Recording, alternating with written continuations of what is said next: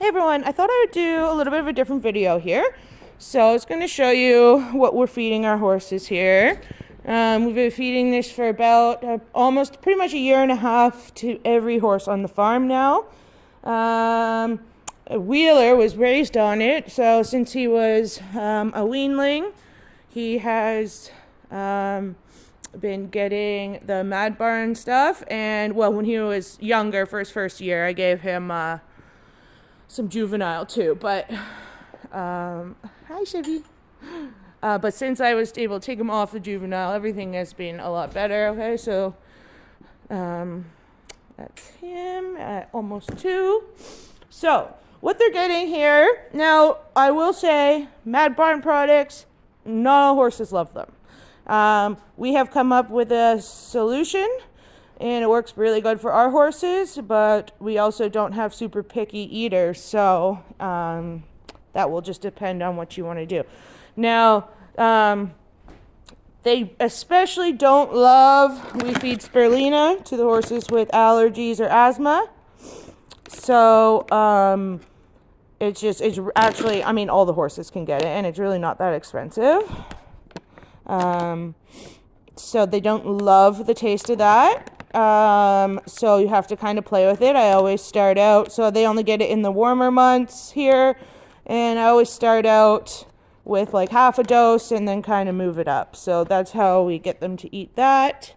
Then we have Visceral. So Visceral is the Visceral is the most amazing thing for horses with sensitive stomachs, prone to ulcers, any of that stuff. That I have noticed an actual huge difference, very noticeable difference in the horses that have stomach issues when they're on the Visceral.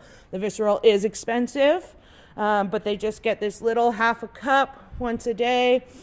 And the other thing about it is they don't love to eat it either, but again, I'll show you what we do for that. Now this is the Amenity Premix.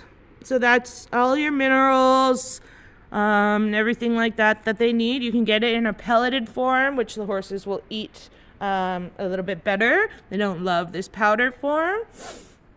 So we have that, and then they always, all of them, all year, get the probiotic.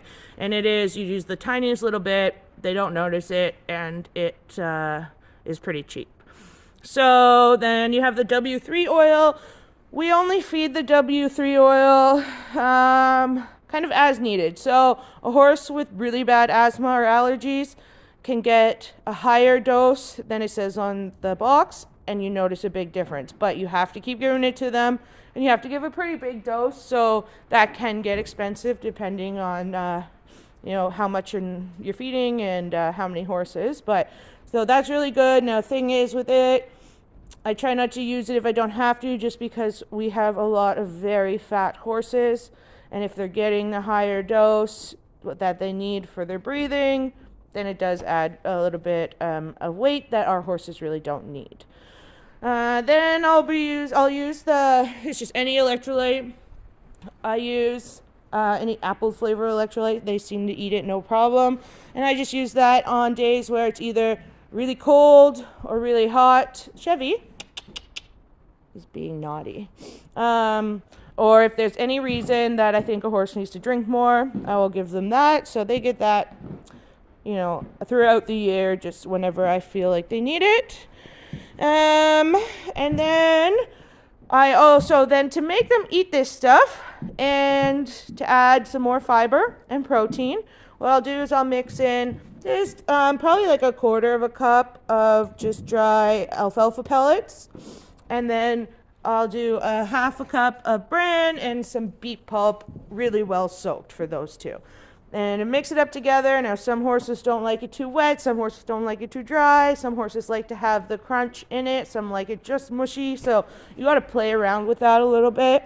Like I said, they don't love the taste of a lot of the Mad Barn stuff, but if you can get them to eat it, the benefits are just so good. And it's not that hard to get them to eat it. You just have to play with it. It just depends on your horse.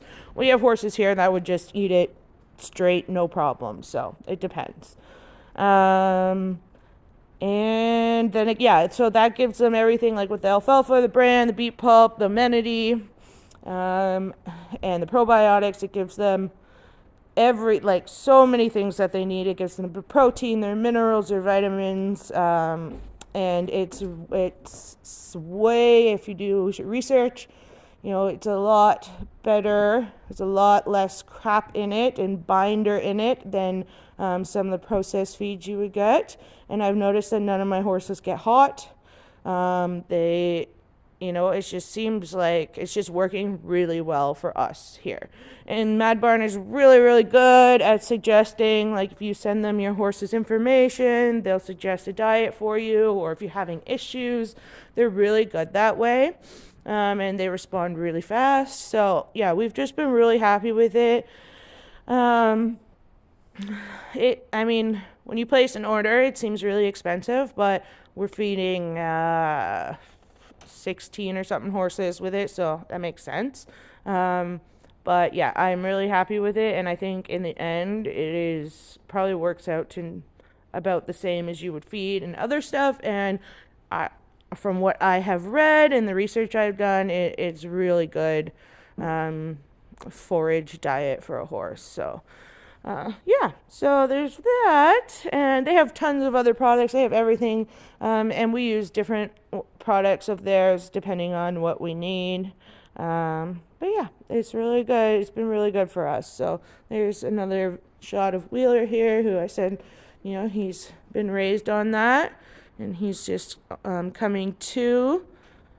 So everybody's feet are good, and maybe their feet would be good without the Mad Barn, but everyone's growing crazy coats and manes and feet, and everyone's doing really well. So, and there's Chevy had a little bit of spirulina this morning, and he's wearing it.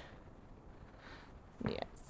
All right. So I hope that was helpful, or just maybe a little information about the feeding program that I have finally found that really works well for me and most of the horses. So.